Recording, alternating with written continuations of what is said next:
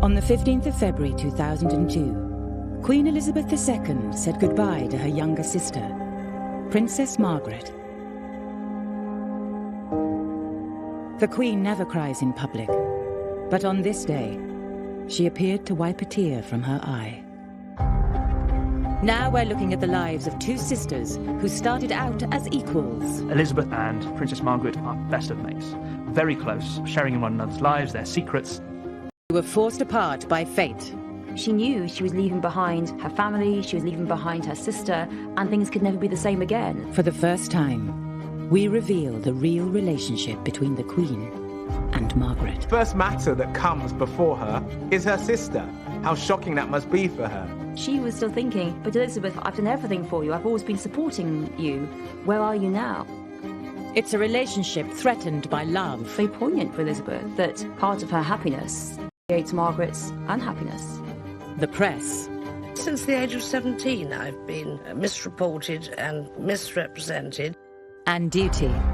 Elizabeth now knows that if it comes between the crown and her love for her sister or her love for anyone else, the crown has to come first. We discover how their bond was tested by war, crisis, and the death of their father. The veil victim was Princess Margaret, and people who saw her at the time terribly, terribly sorry for her. She looked like an absolute wraith. And how the crown would drive a wedge between them. Margaret's importance has been completely displaced by her sister. No one cares about Margaret anymore.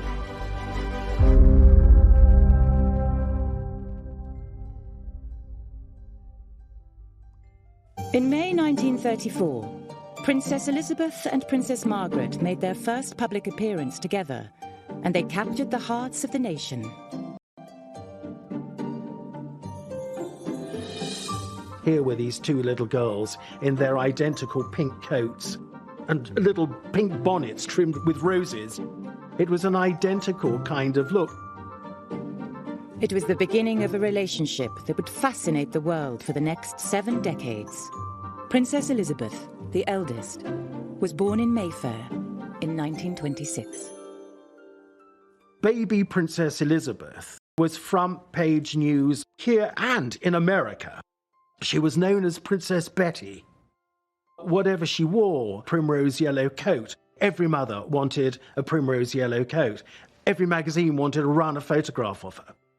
This little girl really was a star in her own right.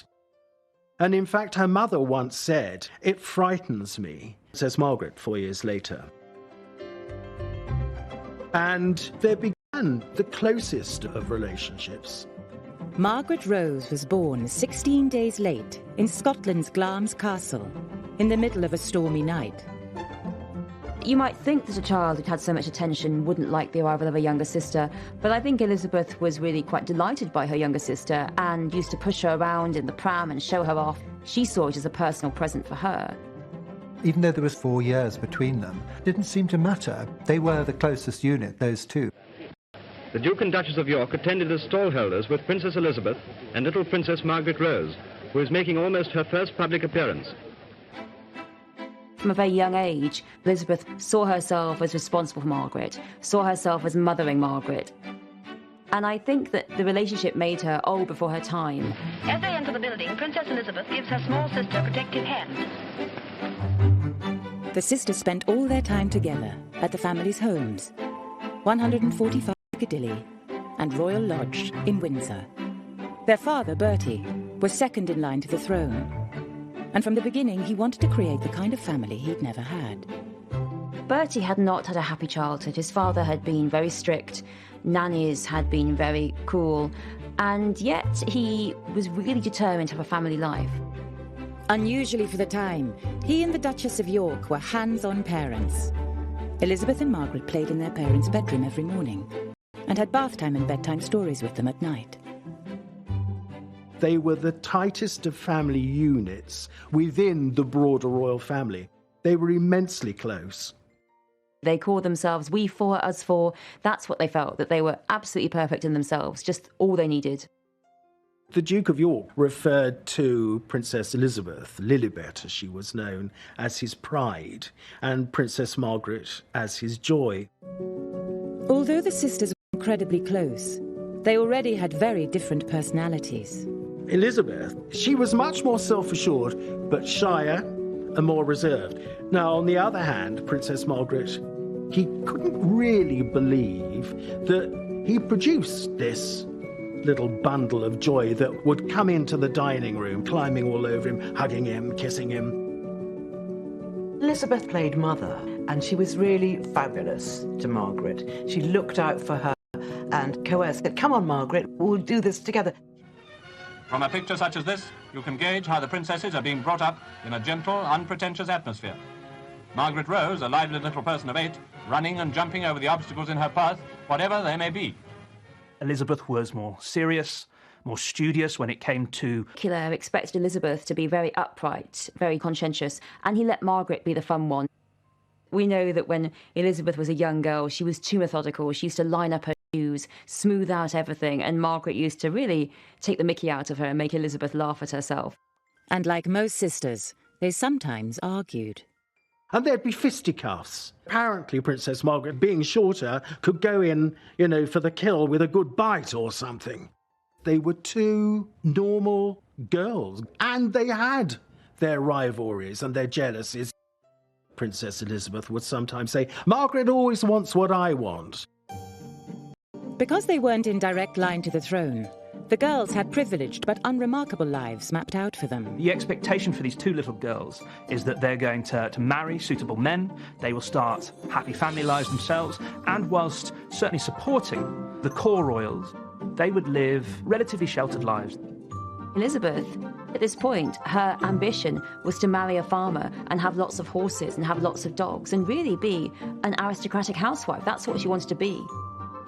When George V was king, there was no indication that Bertie would become king, and certainly not that Elizabeth would become queen. It was almost as if Elizabeth and Margaret were extra royals. Free from pressure, the sisters came as a pair, and the world loved to see them together. In 1936, the Society photographer Lisa Sheridan photographed the two girls for her book, The Princesses and Their Dogs. These are pictures of the royal family playing together. I think we can almost fool ourselves into believing that this is just an ordinary family. Both princesses lived these idyllic, happy lives. They were never denied anything. But their lives were to change forever, and the inseparable sisters were about to be forced apart.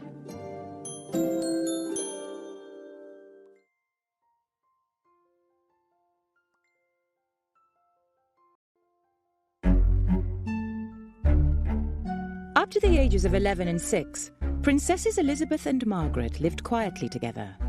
They had the same lessons, the same clothes, the same interests. But on the 12th of December 1936, their lives suddenly became very different. Their uncle David gave up the throne of England so that he could marry divorcee Wallis Simpson. And that meant their father, as next in line to the throne, would become king. Edward VIII had been trained all his life to be king. The Duke of York had never been trained for kingship at all. Until about 3 weeks before the actual abdication, it was inconceivable that this was going to happen. And so it dawned through them all. It was a seismic occurrence that Uncle David was going to give up the throne. And as Princess Margaret put it to me, because I said to her, "How did you learn about the abdication?" And she said, "Well, from my sister, who said, Uncle David is going away and Papa's to be king." So I said to her, "Does that mean you'll be queen?" And Princess Elizabeth said, "One day." Elizabeth and Margaret's world changed almost overnight. The cataclysmic change from minor royal to major royal, from house to Buckingham Palace, can't be overstated. But it is a huge upheaval in your childhood at the age of 10 for Elizabeth. And already she was a little girl who pushed emotion to the bottom. George VI was very stressed by the job of king. It was difficult, it was stressful. He found it hard, and so their available, devoted father was now changed into someone who was more short-tempered, who wasn't around more. It was really difficult for them. Really, Elizabeth and Margaret had to get on with it, and had to get on with it by themselves. Elizabeth and Margaret supported each other a lot during those early days after the abdication. On the 12th of May 1937, the Duke of York was crowned King George VI, and the two princesses were centre stage. They had little dresses designed for them of white lace trimmed with gold bows. Princess Elizabeth's train was slightly longer than that of Princess Margaret. She wasn't happy about that. Why is Lilibet's train longer than mine? The sisters had always been treated the same, but now Elizabeth was more important. She was heir to the throne, and that meant she would need a better education. Princess Elizabeth immediately became heiress presumptive at 10 years old. It was felt that what she needed to be instructed in was constitutional history, European history, and the man that was chosen to do that was Sir Henry Martin, who was the vice provost at Eton College. The sisters, who were used to doing everything together, were now being prepared for very different futures. As Elizabeth settled down to serious studies, Margaret continued with piano and French in a separate room. The fact was that Margaret didn't have much of an education, and she had less and less of one as time went on because all the resources were concentrated on Elizabeth. I was talking to her about it on one occasion, and she was very short-sighted, wasn't it? Because your grandfather, King George V, was the second son. Your father, King George VI, was the second son. You were a second child, but a heartbeat away from the throne Princess Elizabeth inherited. Yes, I know, she said. It's very short-sighted. We know that Margaret felt a bit left out, and that in later life she takes to educating herself because she feels she's missed out on so much. So there was, I think, a sense that her sister was now getting all of the attention, was getting this greater education, and that she was an afterthought. She was born at the wrong time, because if she'd been born a generation later, she presumably could have insisted on going to university and developing those skills. Margaret did resent her lack of education, and she blamed her mother for it very much. I don't think she ever quite forgave her, to be quite honest. Although Elizabeth was the centre of attention, their bond remained strong. There was no resentment between them, absolutely none, but that was really Elizabeth putting her emotional arm around Margaret all the time and making sure that Margaret was included. Elizabeth took care that Margaret wouldn't really notice that perhaps she was spending more time with her father. It's sometimes said that she was very jealous of her sister. Well, I have to say, in all the years that I knew her, I didn't get any indication of that. But that is not to say that there weren't things that Lilibet had that she didn't. So there were things that she would have minded not having, but I don't think it was jealousy as such. Then, in 1939, things changed again. War broke out, and suddenly the sisters were thrown together again as they were shipped off to Windsor Castle, while their parents stayed in London. When the Nazis invaded Belgium and Holland, because they were getting rather close, and we packed for the weekend and stayed for 5 years. When they dug trenches and put up some rather feeble barbed wire. And the feeble barbed wire, of course, wouldn't have kept anybody out, but it kept us in. Margaret and Elizabeth spent 5 years incarcerated at Windsor Castle. They had to leave the nursery and go down to the dungeons if there was an air raid, and that was very exciting, and they all went down there. The castle was such a landmark, it was open to attack. The war taught Elizabeth and Margaret a lot about depending on each other and not telling anyone outside about their feelings and their problems. Throughout wartime, the image of the sisters united under the strain of war is to the evacuated princesses of the early 1940s. They are seen as closest companions, continuing to try and live ordinary lives despite the hardships of war. During the war, the sisters put on pantomimes at Windsor Castle to entertain their family and friends. And Margaret was the one in the spotlight. These pantomimes really are very significant because you see Margaret taking the starring role. You'll really see Elizabeth generally taking the backup role, and that really reflects who was the better actress. Let's face it, it was Margaret. You expect in the royal hierarchy that the future queen would get to play the big role.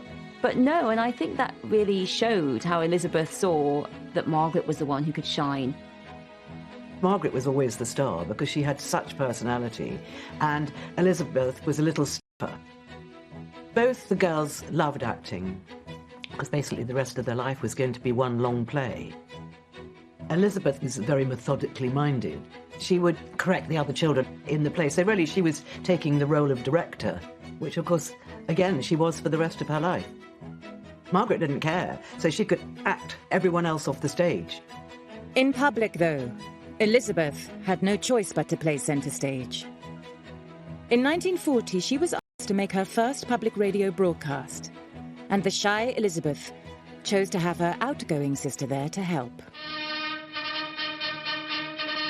We know, every one of us, that in the end all will be well, for God will care for us and give us victory and peace.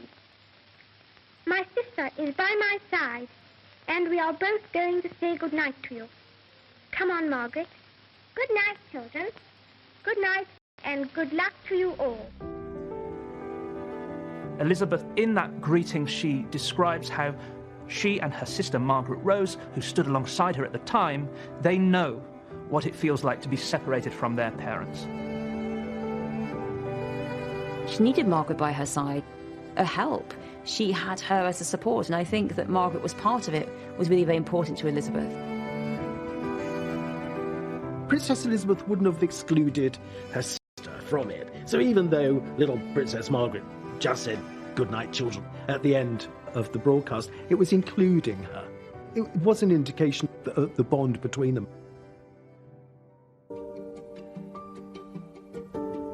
War had made the sisters much closer again. But in 1944, Elizabeth turned 18. Their childhood was coming to an end. Elizabeth, on turning 18 in 1944, she starts to take on more public join her. At 15, Margaret was left at home in the nursery, while Elizabeth moved into her own suite of rooms and took on more responsibilities. Princess Elizabeth's public image almost changes overnight. From one of two sisters, suddenly, on turning 18, her trajectory transforms completely. She takes on new roles, and there is, I think, a growing separation in terms of the kind of roles that these two princesses are fulfilling. Two different pathways that the princesses are going to move along. They emerge out of the war, and really from the end of the Second World War onwards, we see Elizabeth taking on more and more responsibilities in readiness for becoming queen. But it wasn't just age and a growing sense of duty that was pulling Elizabeth away from Margaret. Elizabeth was in love. And when she fell for exiled Prince Philip Mountbatten, she told her sister all about it. She would have seen it unfolding, and Elizabeth undoubtedly spoke to Margaret about it. You know, I mean, they were that close. There's no way they wouldn't have spoken about it. They were always great confidants. Margaret knew everything about her sister, and her sister knew everything about Margaret. Prince Philip, in some ways, was really very similar to Margaret. He was someone who had a great sense of humour, someone who was something of a rule breaker, and that really was very appealing. Philip was really someone who did, to a large degree, like to break convention like Margaret. And in the early courtship of Elizabeth and Philip, she, of course, was constantly escorted by Margaret. Margaret escorted them in the nursery when he came round to visit. Margaret escorted them out, because you can't go without an escort. So Margaret became a third wheel, really. But it wasn't an unfortunate third wheel. Margaret didn't feel like she was stuck. Actually, it became quite a good friendship, and Philip enjoyed Margaret's company, and it was really quite a fun threesome to go out on the town with. It's interesting that Elizabeth, so dutiful, so responsible, fell for someone who was rather like Margaret. To begin with, Philip joined Margaret and Elizabeth's close relationship. Three of them made quite a good little team, and Margaret was always there. But Philip didn't seem to mind at all, and he was a very sophisticated young man, and yet he was sort of almost playing ball games with these two princesses. But as Elizabeth spent more and more time with Philip, she started to pull away from her sister. Initially, when Philip was courting Elizabeth, Margaret was always there. But as it got more and more serious, it became increasingly clear to Margaret that she would be left out. And it wasn't just Margaret that she was pulling away from. Operated in a totally independent way, which might not have been the first way that her parents wanted her, was by choosing Prince Philip. It was a very, very good choice.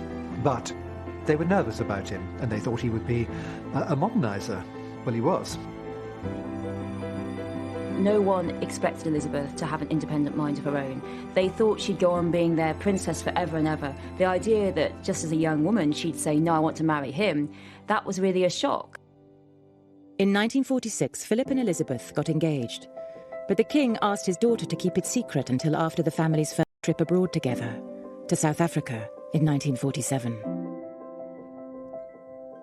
It would be the last time Elizabeth and Margaret would be together as two single sisters, because tragedy would soon tear their family apart.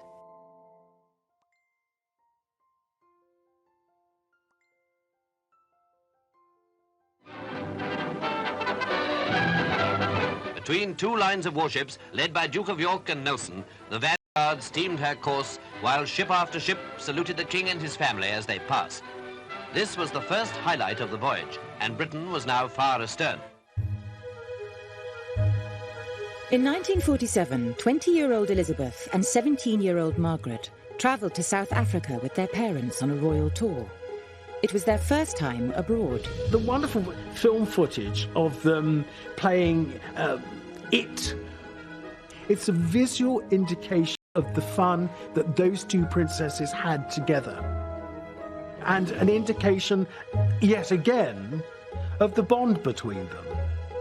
They were always fun-loving, loving sisters. With Philip 8,000 miles away, Margaret had her sister to herself again. They went riding, attended ceremonies, and went to parties. The sisters were so close. They went to a ball together, and because it was an official party, they had to do their duty and dance with everyone. And after the party, they were spotted just chatting away together, laughing about the evening, and just being two sisters together.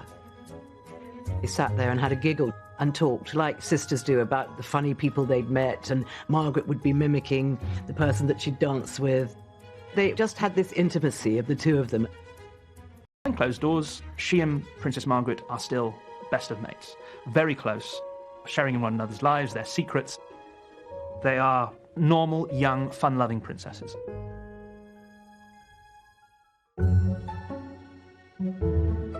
But although they were together again, there was no escaping the reality. On the 21st of April 1947, Elizabeth officially came of age as heir apparent, turning 21 while the family were in Cape Town. To mark the occasion, she made a speech that signalled the start of a lifetime of responsibility and duty. A life in which the crown must come first. Her speech, broadcast to Empire and Commonwealth, included these solemn words. I declare before you all that my whole life, whether it be long or short, shall be devoted to your service and to the service of our great imperial family to which we all belong. She made a very clear act of dedication. I think, again, thinking back to the abdication, that had been such an awful thing. She wanted to do her duty, and she made a very, very firm commitment, something which she's kept evermore. Unlike her wartime speech 7 years earlier, Elizabeth made this speech alone. Princess Margaret, whereas in 1940 she had stood alongside her older sister at the time that she was giving the wartime broadcast, now Margaret is very much in the background. These are two girls now living very different lives. Elizabeth has reached adulthood. Margaret is only a teenager. She hasn't reached the same level yet, and she isn't engaging in the same way. But Princess Margaret would have been listening to that 21st birthday broadcast. Princess Elizabeth dedicated herself to the service of the nation and the Commonwealth. To Princess Margaret, that would have been a brilliant speech, a wonderful speech that she would have admired, and she would have admired her sister for it. This was the beginning of part of the huge responsibilities that her sister was going to have to face, and Margaret was not going to have to sit there and make speeches and do all those kind of things that she would have thought was really boring. But her sister was going to have to do it, and I think it probably made Margaret feel extremely glad that you know, she was the younger sister, and that she could have the fun, but without the responsibility. Margaret's carefree attitude shows in a letter she sent to their governess, Marion Crawford, known as Crawfie. Crawfie wrote to tell them a bad storm had hit Britain when they were away. Margaret wrote back describing the fun they were having. But Elizabeth replied that it bothered her to be so far away, and she wanted to return home to help. Elizabeth also wanted to get home for another reason. She had not seen Prince Philip for 4 months. When their ship arrived in Britain in July, her lady-in-waiting described how the normally reserved Elizabeth danced with joy on deck. She was so excited to be home. 47. Elizabeth and Philip's secret engagement was finally revealed. The heart of the world is thrilled by the prospect of one royal wedding with a genuine aura of romance. The heiress to the throne and her future husband met the British people. The king looking particularly happy, the Queen and Princess Margaret joined the young couple. For their whole lives, the public's focus had been on Elizabeth and Margaret. But now, it was on Elizabeth and Philip, and Margaret was in the background. There was a mixture of jealousy. Margaret always wanted to be centre of attention. The fact that her sister's attentions were now diverted elsewhere towards this young Greek prince, I think was a little bit confusing. I think it was for Elizabeth as well, because although she was swept up in the excitement of romance and love and Philip, also she knew she was leaving behind her family, she was leaving behind her sister, and things could never be the same again. So the old unity of Elizabeth and Margaret was broken, and now it was Elizabeth and Philip, and Margaret was on her own. Elizabeth, she knows that her life is set now. She will marry. One day she will be queen. But with Margaret, it's harder to see that. What will the second in line do? What will her future be? Very poignant for Elizabeth that part of her happiness really creates Margaret's unhappiness. The night before the wedding, the family had dinner together alone, before Elizabeth left Margaret to begin her new life. Thousands had assembled overnight, others had arrived at dawn, all eagerly waiting to see and to cheer the royal processions on this day of their own princess's marriage. And at Kensington Palace, His Royal Highness the Duke of Edinburgh, with the Marquis of Milford Haven, his best man, checked the time for the start of his drive. A few moments too early, and then, lucky omen, a sweep stands by just before the bridegroom enters his car.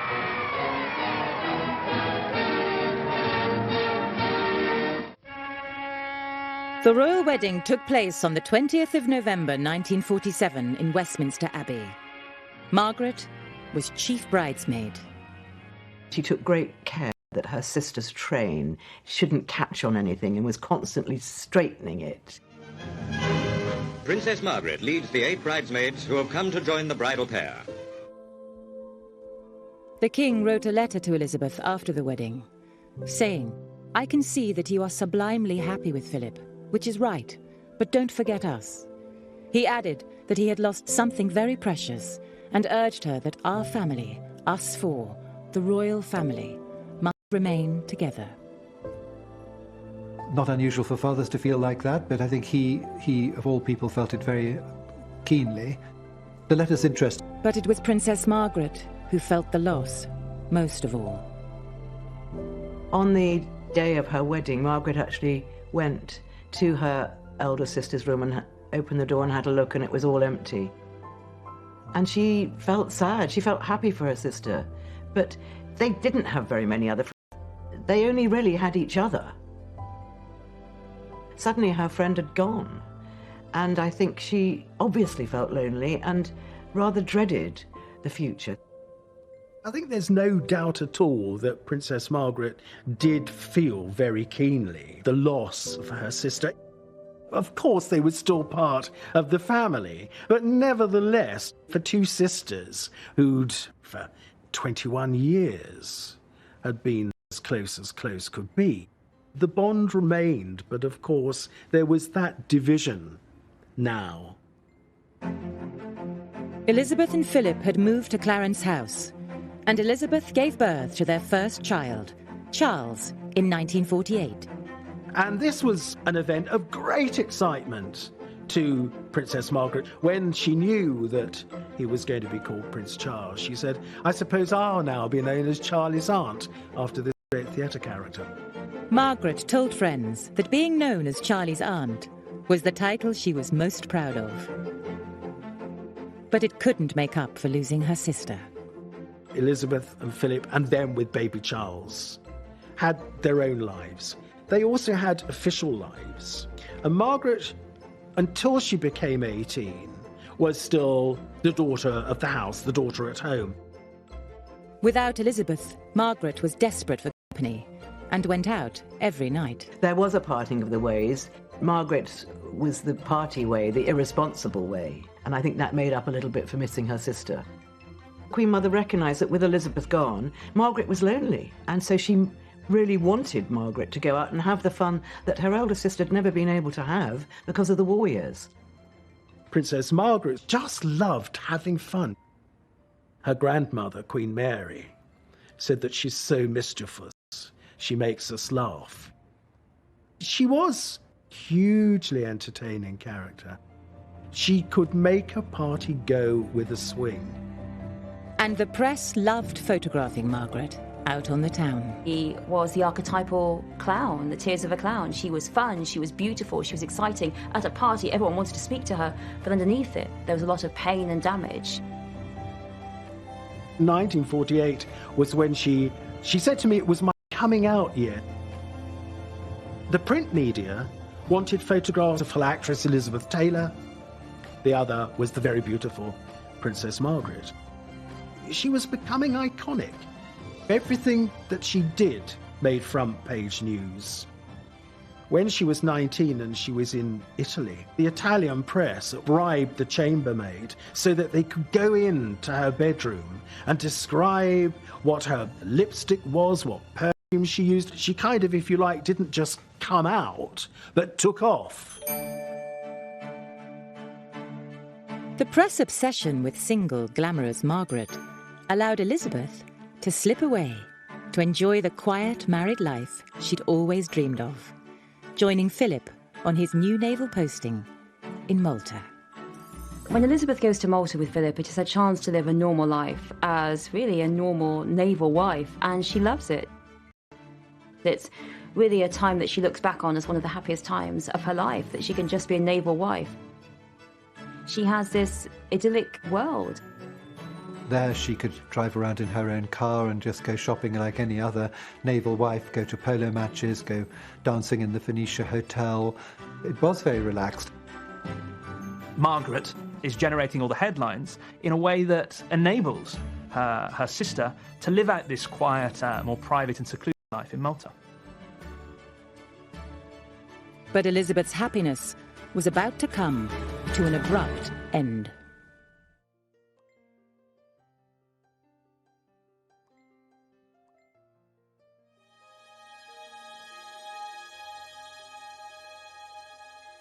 King George's health was declining. Both his daughters stood in for him more and more on royal duties.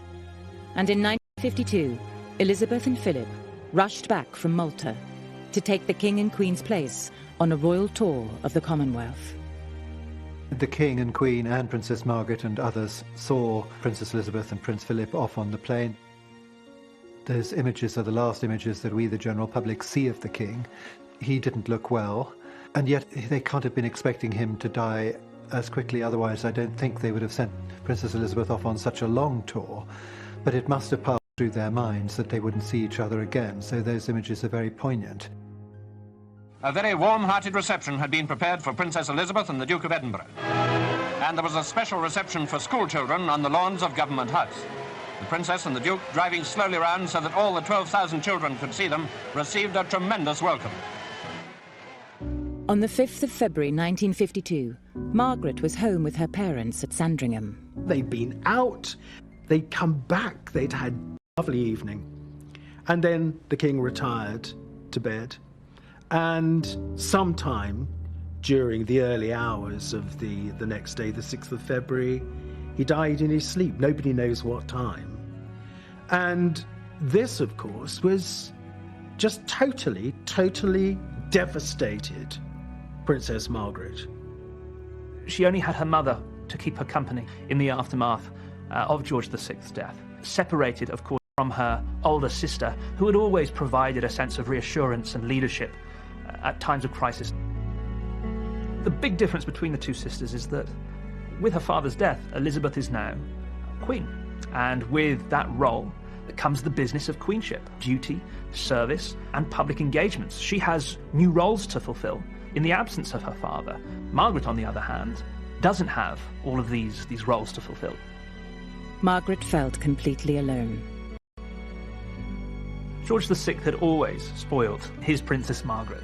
He'd had this very close relationship with Margaret. He is gone and she is bereft. She loved him dearly and writes later how much she missed him, how much a good man he had been. And instead, all she has for company now is her grieving mother. In my view, the great love of Princess Margaret's life was her father. She absolutely adored him. And his death, bear in mind, she was only 21 years old. Just absolutely floored her. She was devastated. But Margaret, through this whole period, was actually very much on her own. She was very much alone. And Princess Elizabeth, who of course had instantly become queen, was very much aware of this. She wrote to a friend saying that I have a husband, I have children, I have a job to do. But for my mother and sister, they will find it terribly lonely. It's really very difficult for Margaret and for the Queen Mother. All of a sudden, they're not important anymore. They were always the royal family. Now they're not. Now they're just also Rans, and it's the Queen and Philip who are important. Margaret's importance has been completely displaced by her sister, and it's hard for Elizabeth to see her sister suddenly being sidelined. No one cares about Margaret anymore. All attention is on the Queen, Philip, Charles and Anne. The King's death was the greatest tragedy in Princess Margaret's life. She lost her mainstay, a far-right sedatives. She described feeling like she was in a black hole and tunnel-visioned. We were having lunch on one occasion, and she did say to me, "Oh, Christopher, I do wish you'd met my father." Even as an adult, she would still ask, why did he have to die so young? And she could get very emotional about it. She really could. Margaret actually went to pieces, and she was totally in shock. She really didn't believe that he was going to die. And her sister wasn't there. Her sister was married. Her mother was also in shock and grief, so she couldn't turn to her mother either. And for Margaret, her father's death had another very immediate impact on her day-to-day life. The veil victim was Princess Margaret, and people who saw her at the time were terribly, terribly sorry for her. She looked like an absolute wraith. Suddenly she'd lost everything. She would, of course, come to Windsor, Balmoral and Sandringham again, but now as a guest. These had been her homes before, and of course in due course she would move out of Buckingham Palace and move into Clarence House with the Queen Mother from early 53 through till 1960. It was not actually the best arrangement for her at all. For Elizabeth, it is different. She is above all the Queen, and she has the crown, and that takes precedence. And Elizabeth, who has always been the image of duty, now knows that if it comes between the crown and her love for her sister or her love for anyone else, the crown has to come first. Margaret was no longer just Elizabeth's sister. She was also her subject. And on the 2nd of June 1953, the nation was gripped as 27-year-old Elizabeth Windsor was crowned at Westminster Abbey. This is the biggest moment of her life. Not only are all the world's eyes trained on her at the centre of Westminster Abbey, she's also got her family staring down at her. And in the front row is her younger sister, Princess Margaret. I think Princess Margaret would have been aware that this was a hugely significant moment in her sister's life where she almost became another being. The moment of anointing, the moment of consecrating. It took her to another level, elevated her above all people. At the moment of the coronation, Elizabeth becomes divine. She actually grows another body, and this divine body is not the sister of Margaret. It is the Queen. It is head of state. Lady Glenconnor, one of the maids of honour at the coronation, said to Margaret afterwards, "You looked a bit sad." And she said, "Of course I'm sad." She must have thought to herself, this is what the new order looks like. Over 20 million people around the world watched the coronation as Elizabeth became the most famous woman on earth. Elizabeth, crowned the head of a great family of nations. Long may she reign.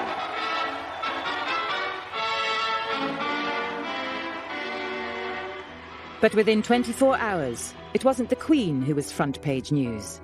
It was Margaret. And this time, there were no celebrations. The story that put her there would drive a wedge between the two sisters and cast a shadow over Elizabeth's first year on the throne.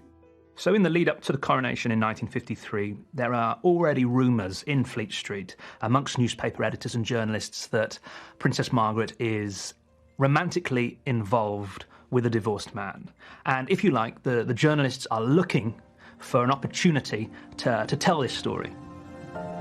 The man was Group Captain Peter Townsend. And at the coronation, the press got the opportunity they'd been waiting for.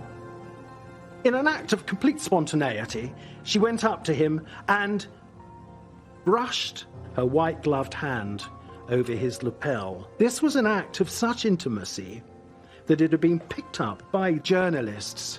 That one act made headline news in the foreign press, almost eclipsing the coronation itself. And that was the start of it. But while it may have been the start of it in private, the romance had been going on for almost a year. Elizabeth had known about it, and so far hadn't stopped it. Peter Townsend had worked for their father and was a trusted member of the royal household. He was a famous Battle of Britain war hero. Everybody liked him. He was an incredibly nice man. I mean, I was lucky enough to know him a little bit in later life. He's a very gentle character, very courteous. But there was a major problem Elizabeth was wrestling with. Townsend was a divorcee. The very fact she was on the throne at all was because her uncle Edward VIII had been forced to abdicate to marry a divorcee. This, of course, put the Queen in a very difficult situation. She's now head of the family. She is temporal governor of the Church of England, a church that does not approve of divorce. So Elizabeth had asked Margaret to wait until after the coronation before making the relationship public. She was quietly hoping the love affair would have cooled off by then. In some ways, it's almost the Queen saying to her sister, well, are you quite... It might fizzle out. Elizabeth knew her sister the best and understood this is what her father would have wanted her to do. You know, always look after little Margaret. And I think she always felt very responsible for Margaret and wanted to put a wing around her, as it were. Both the Queen Mother and the Queen, both Elizabeths, really thought that it was Margaret's fascination and infatuation with a much older man. It would blow over, nothing would happen. And so as a consequence, it wasn't stopped, it wasn't discussed until it was far too late. Now the secret was out. Elizabeth could no longer resolve the tricky situation in private. With the cat out of the bag, the newspapers, politicians, and even the church all waded in. debating whether a Queen's sister should marry a divorcee. From this chink in the armour of the royal family explodes the story. For months, the coronation has been dominating the press coverage of the royal family, and Elizabeth has been the central figure in that narrative. In the days and weeks immediately after the coronation, all of that attention switches onto Margaret. She becomes the story. But Elizabeth had yet another complication to consider. The Church of England bans marriage to divorcees, and there's even a law that forbids royals from the line of succession if they break this ban. It's clear that Elizabeth and Margaret are no longer just two sisters. They're now queen and subject, and the toughest challenge their relationship has ever faced is about to come to a head.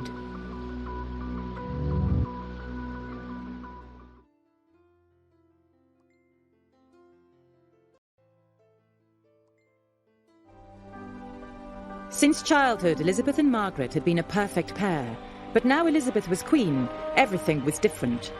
She could no longer give Margaret advice and support just as a big sister. Their relationship became subject to the law. Many of us are blocked from what we want in life, but it's very infrequently we feel necessarily it's our sibling that blocks us from this. The Royal Marriages Act says if you're in line to the throne, you must have the monarch's permission to marry, until you're 25. Margaret was 23. To marry Group Captain Townsend, she would need her sister to agree. And that would mean Elizabeth going against the teaching of the church that she was head of.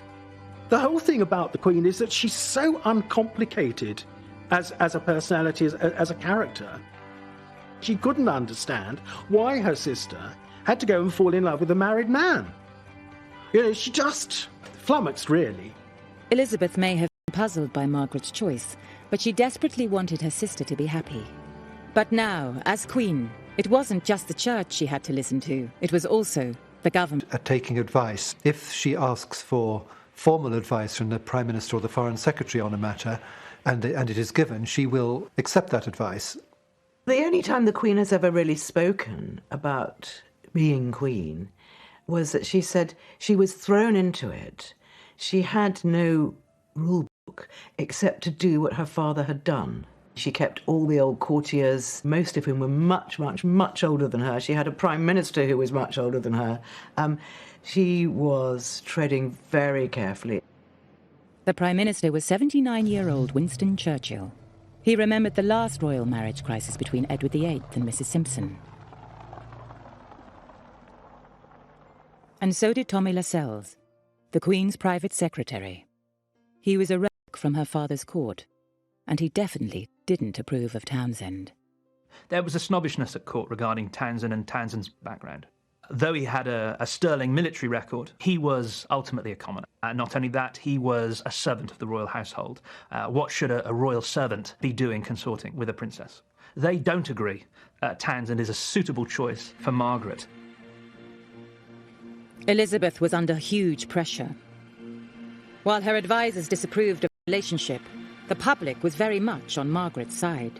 The Daily Mirror announced a poll, and out of 70,000 replies to the poll, 68,000 replied saying she should be able to marry whoever she wants, whatever his background, whether he'd be divorced or not. So the public were very much on side. The Queen was in an impossible position. She had to decide, be a good queen or a good sister. You see Elizabeth very torn because, of course, Margaret says to her, you can imagine, but you're the Queen. You can change things. You're the most powerful woman in the country. And Elizabeth is being told over and over again, this is how things are done. This is how things must be. You can't change it. You can't change it just for your sister. You can't have an exemption for her. Things have to stay the same. In the weeks after the coronation, Tommy Lascelles and Churchill hatched a plan to send Townsend abroad on a posting to Brussels and ask the couple to wait 2 more years. In the meantime, the Queen Mother and Princess Margaret are going off on an official visit to East Africa. What they do is to get rid of him 2 days before the Queen Mother and Princess Margaret come back to London. And Princess Margaret really minded that. She said, we were promised that we'd be able to say goodbye, that we were promised that he wouldn't go before I got back. Lascelles' plan was a blow to Margaret. Little choice but to agree. Margaret found it very difficult. Really, Peter Townsend had been someone she relied on. She missed him, she wasn't allowed to see him. For Elizabeth, the relationship of the sisterhood had been superseded by the crown. But for Margaret, the relationship with the sisterhood was still paramount. So she was still thinking, but Elizabeth, you're my sister. I've done everything for you. I've always been supporting you. Where are you now? One of the problems for Princess Margaret was not having anybody to talk to. Elizabeth stepped back. She had to. She didn't want to give a personal lead. She couldn't give a personal lead. The situation was painful for Margaret. And for her sister, it made the difficult job of being a new young queen almost impossible. Well, the Queen's not great at confrontation, and she does compartmentalise things. She had 2 young children, a gorgeous young husband, and suddenly she was Queen in a man's world. Very much a man's world. Despite her personal feelings, Margaret could see the pressure her sister was under. And so, with Townsend away, she decided to help Elizabeth. Margaret saw that her sister was really going to need her. You know, even if it was just a telephone call in the morning to cheer her up. And they did speak every day on the telephone. For the next 18 months, Margaret focused on her family. They spent time together at Royal Lodge, Windsor, with Charles and Anne, and up at Balmoral. She was a very attentive aunt. The Queen always called her sister Margaret. And Charles, Anne, later Andrew and Edward, William, Harry, all knew her as Margot. That was the family name. Margaret sort of took upon the role of helping her sister, and she was brilliant with the children. She absolutely adored Anne and Charles. She was the one that helped them and encouraged them with their schoolwork and made life fun for them. So I think she sort of found a little role for herself. With Townsend in Brussels, Margaret had put her sister first and her love life second. Then, in August of 1955, she turned 25. Now she no longer needed Elizabeth's consent to marry. But things weren't that simple. Margaret knew that if she went ahead and married Townsend, there would be serious consequences. If she decided that she and Townsend were still going to marry, the only option would have been a civil marriage. And at that time, she would have lost her civil list income. She would have lost her role as a working member of the royal family. She would have lost her place in the line of succession. Her sister on public occasions. But there was a tiny glimmer of hope. There was a new Prime Minister, Anthony Eden, himself a divorcee. That summer he visited Balmoral, and Margaret's problem was one of the main subjects he discussed with the Queen. As Elizabeth and the Prime Minister wrestled with the issue, Margaret herself wrote to Eden. And she said there would be a lot of speculation about Peter Townsend, and she said he would be coming back on leave in October, and she hoped to see him. And she said, it's only by seeing him that I can decide whether I can marry him or not. On the 12th of October 1955, Townsend returned to Britain. The tabloid journalists and photographers are following him everywhere. There's great speculation as to what it was they were talking about. What were Margaret and Townsend discussing? Was it a future together, or was it a breakup? Over the days that followed, Margaret continued her royal duties. On the 21st of October, she watched her sister unveil a new statue of their father. In her speech, Elizabeth II describes how George VI, despite personal reservations, when he became monarch, threw himself into the role and did his duty and put duty ahead of personal gratification. Now, one way of reading that speech is as a pointed criticism of Margaret and the fact that she was weighing up whether to do her duty or whether to put personal gratification first. 10 days after Townsend returned, the sisters met at Windsor with the rest of the family for a crisis conference. It could well be that she realised what the full implications might be, and the Queen Mother evidently said, and one thing they haven't thought about is where they might live. To which Prince Philip very curtly said, well, it is still possible to buy a house, you know. And the Queen Mother, in high dudgeon, got up and left the room, slamming the door after her. It was crunch time. Margaret realised by marrying Townsend, it would put a divorcee at the heart of the family and damage her sister's reputation. She had to be sure of her feelings before she made her decision. 2 days later, Margaret returned to London for a critical meeting with Peter Townsend. She's got the doubts that the feeling isn't as strong as it was, and that was undoubtedly on both sides. You can picture the scene where they both say, look, love you very much, but it's not strong enough anymore. A week later, Townsend left London. She reaffirmed her commitment to her role as Princess Margaret, as someone who wanted to be part of the royal family. She made clear that duty was all, and that personal desire had to come second. Princess Margaret had been brought up to be a princess and a working princess. It's a lot to give up. I think other members of the royal family have found this to their cost, and still do. In the end, Margaret making the decision to not marry Townsend, to stay single, took the heat off Elizabeth. She did what everyone wanted her to do, and she had always been the girl who did what everyone told her not to do. She'd always been the one who'd broken the rules, who disobeyed. And now, really, she played the Elizabeth role, and she did it to save the monarchy and save her sister's face.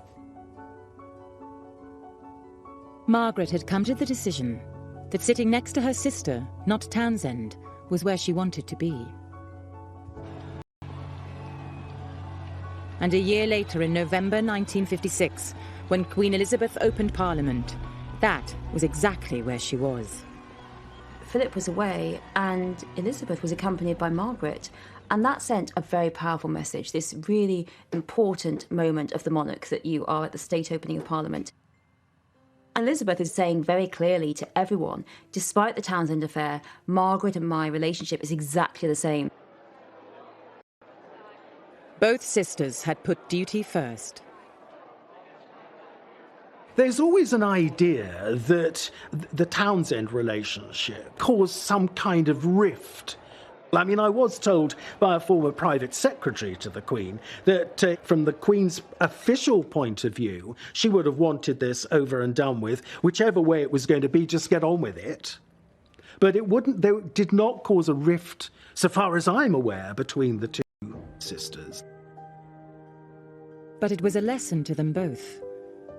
Now Elizabeth was Queen, it would affect both their lives. Nothing Margaret did was private anymore. With the Townsend affair behind them, the late 1950s saw Queen Elizabeth on a whirlwind of official engagements, tours, and receiving lines as she began to find her feet as Queen, sometimes with Margaret by her side. Princess Margaret, meanwhile, had more freedom, time for more than just royal duties, and the papers loved her for it. They were filled with stories of her parties and evenings with fashionable friends. But despite her sister's glamorous life, Elizabeth was worried. Margaret was still single. Someone else. The Townsend affair had left its mark. But who should Margaret marry? By now, she was almost 30. She had to find somebody. When it came to potential bridegrooms, there was an awful lot of media speculation about who would Princess Margaret marry. Would it be Sonny Blandford, the Marquis of Blandford, the heir to the Duke of Marlborough? Would it be Johnny Dalkeith, the Earl of Dalkeith, the heir to the Duke of Buccleuch? You know, one of these very grand aristocratic marriages. But it wasn't a prince, duke or earl that caught Margaret's eye. It was a good-looking society photographer and designer. And his name was Tony Armstrong Jones. At first, the relationship was a secret, even from her sister. He is everything that sort of goes against royal protocol. He is extremely fun-loving. He is a bohemian. He's had reportedly relationships with men and women by this point. He's something of a Lothario. He's a real hit with his friends, and he lives a sort of a seedy life on the on the edges of proper society. He's very much of the 60s, and this is very different. This is a very brave move on the part of Princess Margaret. Margaret's last relationship almost caused a constitutional crisis. How would the world react to her new lover? And most importantly, would her sister approve? After the scandal of her last affair, Margaret hoped her sister would approve of Anthony Armstrong-Jones. He was an unconventional, even shocking choice for a princess. But he wasn't divorced, and Elizabeth knew her government couldn't object. Above all, she could see he made her sister happy.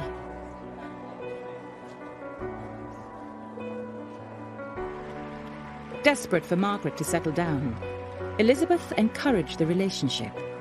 She even asked Tony to redesign a building at Sandringham. And when Tony delivered the design, it was the perfect opportunity to ask permission to marry her sister. The princess said, "Can you imagine what the footman must have thought?" Because the Queen pressed the button for her page and said, "Please ask Mr. Armstrong-Jones to bring in his model." So in he went, and Margaret was there, and the Queen Mother was there, and the doors closed, and suddenly whoops of laughter and cheers and all the rest of it, that the Queen had said, "Yes, of course you can marry," and all the rest of it. What must the footman have thought that Mr. Armstrong-Jones just bringing in his model? I think Elizabeth and the royal family were really quite pleased by Tony. The family felt that all their guilt over the Townsend affair could be washed over, because here was the number one, here was Mr. Right. This seemed to really say to everyone, you all made the right decision around the Townsend affair. Elizabeth was happy for her sister. And Margaret and her new husband soon became the toast of the town. Princess Margaret and Tony Armstrong-Jones, who then became Earl of Snowdon, of course, were the royal family's, the monarchy's golden couple. They encompassed all the glamour that anybody could want when it came to royalty. Here you'd got this incredibly beautiful princess who was really at the height of her popularity, you know, and everything they did made news. Everybody wanted to breathe the same air as Margaret and Tony. By 1964, Margaret and Tony had 2 children. To the world, they were the picture postcard family. But Margaret was still a working princess with a job to do. She, like her sister, needed a husband who could cope with the pressures of royal duties. Elizabeth had made a good choice. One of the interesting things about the Queen, by choosing Prince Philip, in a sense, she chose somebody her own size. I mean, it's a very balanced relationship. The Queen's marriage has been obviously incredibly powerful and strong. They're like 2 great big oak trees side by side. But after 2 years, it was becoming obvious that Tony wasn't prepared to follow his wife around. He was itching to do something. He did not want to be, for the rest of his life, Mr. Princess Margaret. He didn't want what he wanted at all.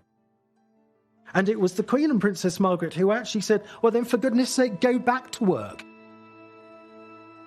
But despite this concession, the marriage began to flounder. Snowdon and Margaret's relationship was very, very passionate, but it quickly became toxic, and he treated her very badly. He had a lot of affairs, and he didn't keep them secret. And even when he was with Margaret, he was really, really unkind to her. He used to leave these really nasty little notes around the house. Nasty and carefully thought out cruelty. In private, the marriage was going from bad to worse, but Margaret and Snowdon tried to hide it from her sister. The Queen probably felt that it was arguments and it was disagreements, and those were normal in a marriage. It was not the same as the fact that Snowdon clearly wanted out of the marriage and it was creating this quite toxic relationship. She would just advise Margaret just to keep trying, because that's what she always says. And she's the one that always says, no, please, no divorce, just try and work at it. Just try for another 2 years, give it time. But I don't think that the Queen would never have any idea of how vicious and nasty it was. The Queen assumed it was her sister being difficult. When they were children, Margaret had been demanding and liked to be centre of attention. The Queen and the Queen Mother were very fond of Tony. We can see a link back to the naughty princess. the trickster, the prankster, Margaret wanting things her way. There was a feeling within the family, unfairly, that this was all Margaret's fault. Elizabeth didn't realise the depth of Margaret's unhappiness. When Princess Margaret was at her most desperate, the Queen would try and joke her out of it a bit. And instead of saying, oh, poor darling, and put her arm round her, she would make a joke, say, now, come on, Margaret. You know, you can't jump out of the window, you're on the ground floor. Margaret had often relied on her sister, but now she was isolated from both her sister and her husband. She was desperate to escape. When her friends gave her a house on the island of Mystique, she had the perfect place to run away to. Mystique came to symbolise freedom away from public life. It was her sort of hideaway, somewhere where she could get away from all of the prurient press attention and coverage that she'd come to hate. Now, on this island, it's an opportunity. Yes, it's an escape, but it provides her with an opportunity to be regal, to be the total authority, to design. While Elizabeth ruled at home, Mystique was Margaret's empire. But gradually, her escape turned into something more. Mystique became her party island. She was having fun again. But, before long, the tabloids caught on. This was a bad time for a royal marriage to be seen to be on the rocks. A bad time to be pictured living it up on a beach. It was the 1970s, and Britain was struggling.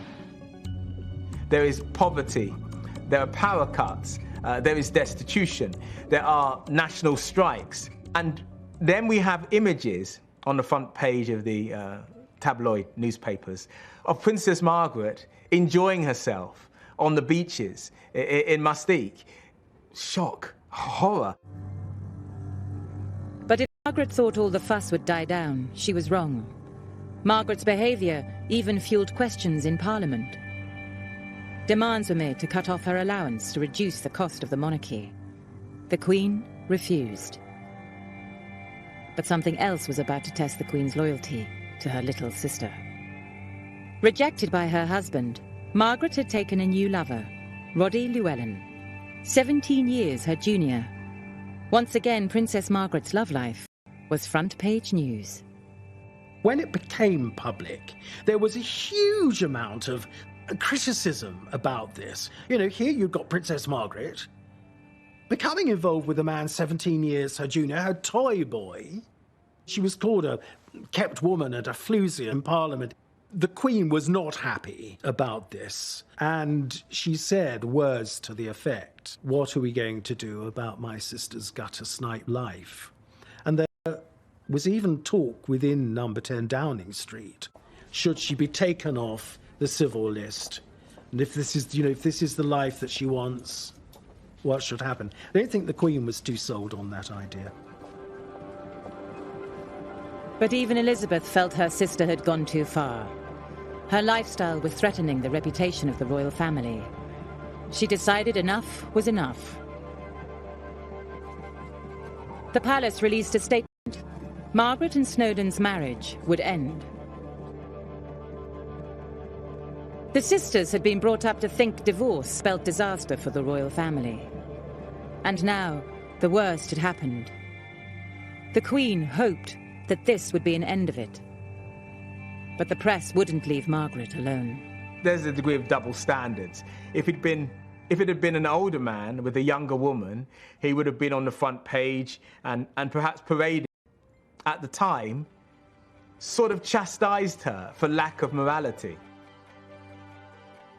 Few people have suffered more than you from wild and inaccurate and irresponsible press stories, especially in foreign papers.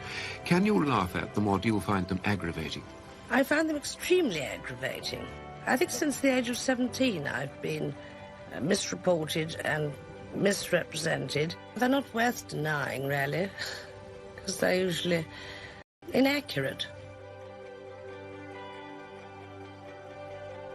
For decades, the press had been obsessed with Margaret's private life, and it had often caused tension between her and her sister. Now, as she entered her 50s, Margaret had a tough choice to make. Would she choose happiness in her private life, or would she again give it up for her sister and the crown?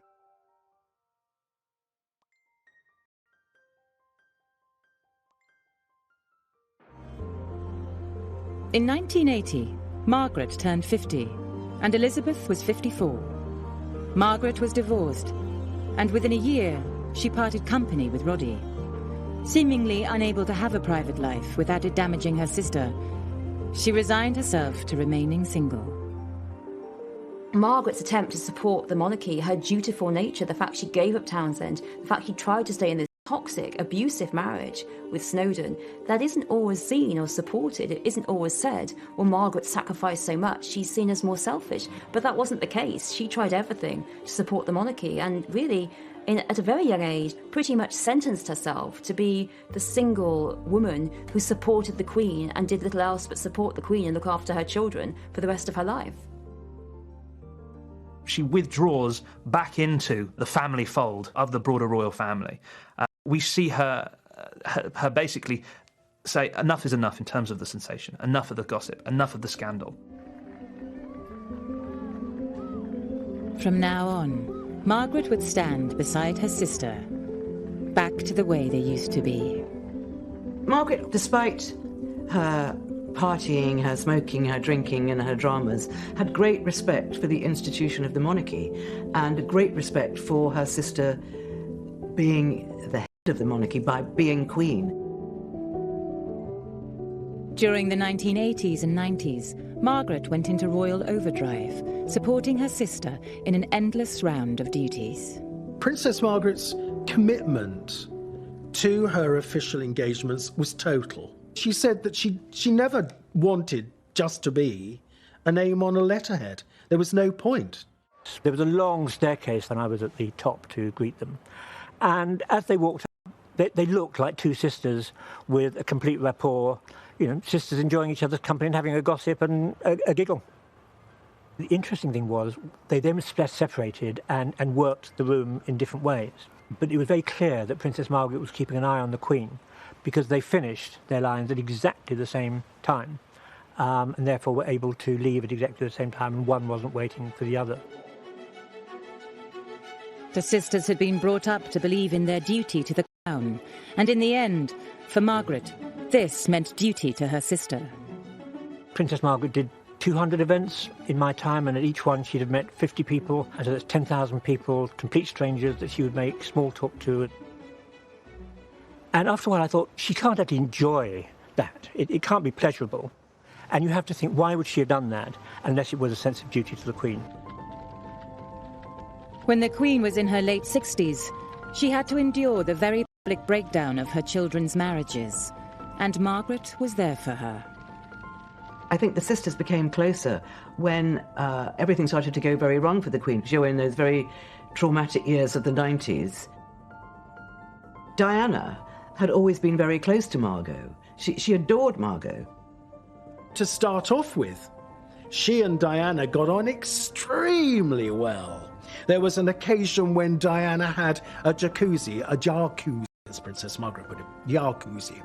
And Diana wanted her to see it, and the princess thought this was so brilliant that she wanted a jacuzzi as well. They were very close to one another until it all started to go wrong between Diana and Charles. When she saw that Diana's behaviour was bringing the monarchy into disrepute, she was angry because the monarchy was her sister. Margaret thought that Diana wasn't doing the right thing, that she thought that this was disrespectful to the Queen, to the idea of monarchy. And that's when there was the cut-off. If she felt that you were in any way letting the Queen down, being disrespectful to the Queen, betraying the Queen, that was it. She was always there. And I think she tried to help her sister to see how difficult life was for her children, and how sometimes it was better to just say, well, look, forget it and let them get on with it, let them divorce, let them part. And It's just life's rich pattern, really. And just because you're royal doesn't mean it can't happen to you. Sister who looked after her again. We know that as Princess Margaret's health deteriorated, that the Queen asked her press secretary to basically get in touch with the press editors and the journalists in the UK to stop the interest in her sister. On the 9th of February 2002, Margaret died in hospital in London. She was 71. Elizabeth had lost her sister and her best friend. The loss of Margaret was really cataclysmic to the Queen. It was very, very painful. The Queen did see that Margaret's health had been put under strain by what had been denied to her emotionally. It's a very lonely place, being sat atop a throne, and to have a companion, to have a confidant who you can confide in and who you can tell your secrets to, and who shares in that life with you, I think was extremely important to both women. Even after her death, the press still painted Margaret as a rebellious, chain-smoking partygoer. But the truth is, much of her life was a dutiful one. By the time of her death, she'd been patron of 42 charities and had carried out 99 official visits overseas and thousands of royal engagements. Above all, she stood by Elizabeth, supporting her all her life. When we look back at the princesses' lives together, we could say that Margaret ended up sacrificing quite a lot. In some cases, she had given up something that she had wanted to maintain the strength of the monarchy and her sister's reign. Margaret didn't choose to sacrifice all for the crown because she loved the crown above all. She chose it because she loved her sister above all. She wasn't sacrificing for the crown, she was sacrificing for her sister. It was an unbreakable bond in a way that it's probably difficult for anyone outside the royal family to understand, because their life is so unique and so different and basically so dedicated to duty and in a way destroyed by the fact that they're always on public show. So only Margaret would really know how that felt.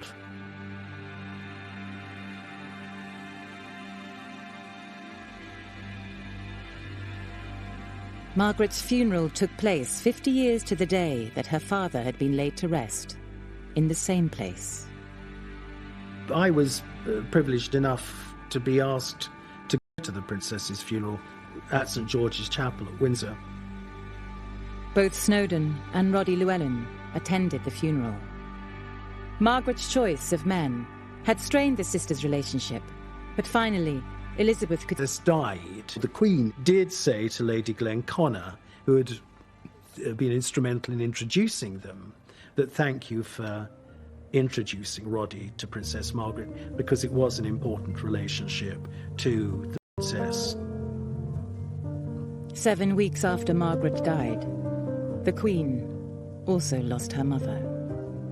When the Queen made her public broadcast to thank people for their tributes to her mother, she also said privately that she couldn't have mentioned her sister, she couldn't have got through it. The royal princesses had supported each other for a lifetime of change. Together, they had faced public crisis, war, press attacks, and scandal. But despite their many ups and downs, they'd remained the closest of friends, divided by history, but united by love.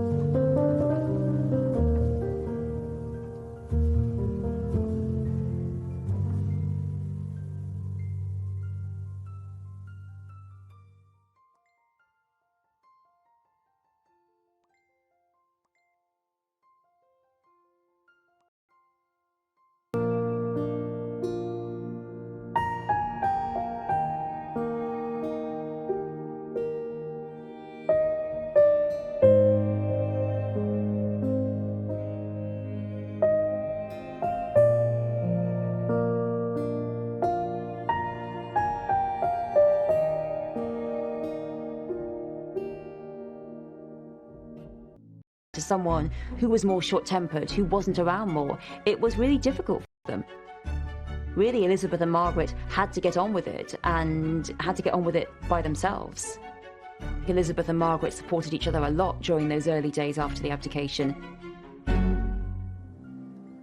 On the 12th of May 1937, the Duke of York was crowned King George VI, and the two princesses were centre stage. They had little dresses designed for them of white lace trimmed with gold bows. Princess Elizabeth's train was slightly longer than that of Princess Margaret. She wasn't happy about that. Why is Lilibet's train longer than mine? The sisters had always been treated the same, but now Elizabeth was more important. She was heir to the throne, and that meant she would need a better education. Princess Elizabeth immediately became heiress presumptive at 10 years old. It was felt that what she needed to be instructed in was constitutional history, European history, and the man that was chosen to do that was Sir Henry Martin, who was the vice provost at Eton College. The sisters, who were used to doing everything together, were now being prepared for very different futures. As Elizabeth settled down to serious studies, Margaret continued with piano and French in a separate room. The fact was that Margaret didn't have much of an education, and she had less and less of one as time went on because all the resources were concentrated on Elizabeth. I was talking to her about it on one occasion, and she was very short-sighted, wasn't it? Because your grandfather, King George V, was the second son. Your father, King George VI, was the second son. You were a second child, but a heartbeat away from the throne Princess Elizabeth inherited. Yes, I know, she said. It's very short-sighted. We know that Margaret felt a bit left out, and that in later life she takes to educating herself because she feels she's missed out on so much. So there was, I think, a sense that her sister was now getting all of the attention, was getting this greater education, and that she was an afterthought. She was born at the wrong time, because if she'd been born a generation later, she presumably could have insisted on going to university and developing those skills. Margaret did resent her lack of education, and she blamed her mother for it very much. I don't think she ever quite forgave her, to be quite honest. Although Elizabeth was the centre of attention, their bond remained strong. There was no resentment between them, absolutely none, but that was really Elizabeth putting her emotional arm around Margaret all the time and making sure that Margaret was included. Elizabeth took care that Margaret wouldn't really notice that perhaps she was spending more time with her father. It's